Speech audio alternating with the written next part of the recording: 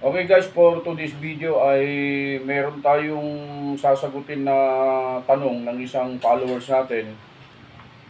Ito, si John Jerry Clarina. Ito yung tanong niya, ilang bala sa isang magazine ng pistol? Okay? Ibig niyang sabihin, yung gusto niyang tukuyin, tinatanong niya kung ilan ang ikakarga sa bawat magazine. Okay? Ang tinatanong niya, sa competition, okay, sa competition. Kung ikaw ay production shooter, okay, sa PPSA discipline is 15 rounds lang, okay, ang laman ng magazine, okay? Yung ginagawa ng iba, magcha-chamber ng isa, tapos aalisin yung magazine, papalitan ng ang karga ay 15. So, 15 plus 1. Okay. Sa PPSA yon.